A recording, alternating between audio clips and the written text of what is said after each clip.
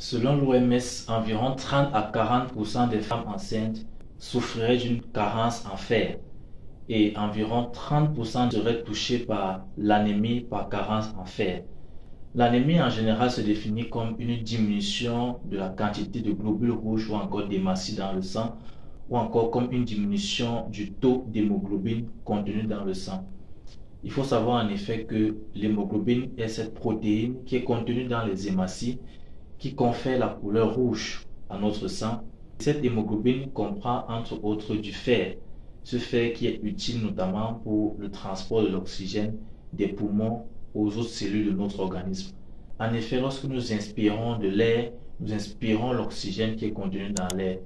Les poumons vont donc prendre l'oxygène qui est contenu dans l'air et le transférer au niveau du sang. Arrivé au niveau du sang, les hématies à travers l'hémoglobine vont transporter cet oxygène et l'amener aux différentes cellules de notre organisme, telles que les cellules nerveuses ou les cellules musculaires, entre autres, afin de permettre à ces cellules de produire de l'énergie qui va favoriser la croissance ou la lutte contre les infections. Le fer est donc très important, surtout chez la femme enceinte, puisque comme nous l'avons vu, il participe à la synthèse de l'hémoglobine ainsi qu'au transport de l'oxygène dans le sang. Il est donc crucial pour la femme enceinte d'avoir des bons stocks de fer dans son organisme afin aussi de contribuer à une bonne croissance du bébé. En effet, le fœtus qui se trouve dans le ventre est un organisme à croissance exponentielle ou encore à croissance extrêmement rapide. Il a donc besoin de produire suffisamment d'énergie afin de favoriser cette croissance in utero, d'où l'importance du fer.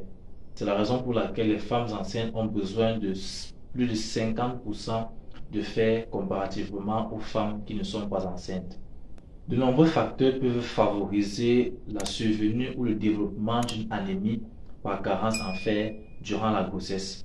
On a notamment des facteurs tels que les grossesses rapprochées, les grossesses gémellaires, une alimentation très faible en fer, des vomissements fréquents lors de la grossesse, encore que nous savons tous que les vomissements font partie des symptômes de la grossesse. Et enfin, le fait pour une femme d'avoir développé de l'anémie avant de tomber enceinte pourrait être un facteur de risque majeur qui ferait qu'elle développerait de l'anémie encore pendant la grossesse. L'anémie pendant la grossesse est à éviter parce qu'elle pourrait causer une naissance prématurée de votre bébé ou alors votre bébé peut naître avec un poids assez faible à la naissance. Dans les cas les plus extrêmes, votre bébé peut mourir lors de l'accouchement ou les instants qui suivent l'accouchement.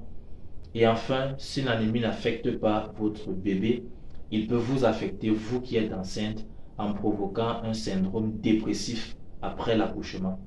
Parlons maintenant de quelques signes que vous pouvez ressentir pendant la grossesse et qui devraient vous mettre la puce à l'oreille concernant l'anémie par carence en fer. Des signes tels que la fatigue ou la faiblesse musculaire, la pâleur de la peau, de l'intérieur des paupières ou de la bouche, une froideur au niveau des extrémités, des mains ou des pieds, des maux de tête fréquents ainsi que des sensations vertigineuses, un essoufflement inexpliqué et inhabituel, un rythme cardiaque irrégulier avec parfois des palpitations et des douleurs thoraciques. Voilà quelques signes qui devraient vous faire penser à une carence en fer. Pour prévenir la carence en fer, l'on prescrit généralement aux femmes enceintes de prendre du fer, notamment associé avec de la vitamine B9, afin de promouvoir la synthèse des hématies et donc d'assurer des taux suffisamment normaux d'hémoglobine et d'oxygène, non seulement pour la maman, mais surtout pour le fœtus qui est en phase de croissance exponentielle. C'est ainsi qu'on a de nombreuses spécialités en officine qui contiennent du fer sous des formes variées et avec des dosages variés. La dose journalière recommandée en termes de médicaments à base de fer est de 30 à 60 mg de fer élément par jour.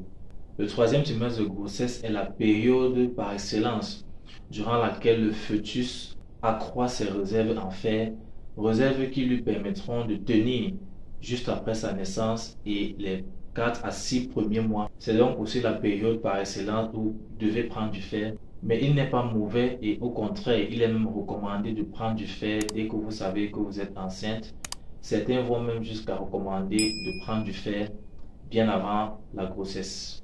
Ainsi, si vous avez des signes, des symptômes qui pourraient vous faire penser à une carence en fer, n'hésitez pas à vous rapprocher de votre médecin traitant qui pourra évaluer la situation et vous faire prendre des médicaments à base de fer si jamais cela est nécessaire pour votre santé ou celle de votre bébé.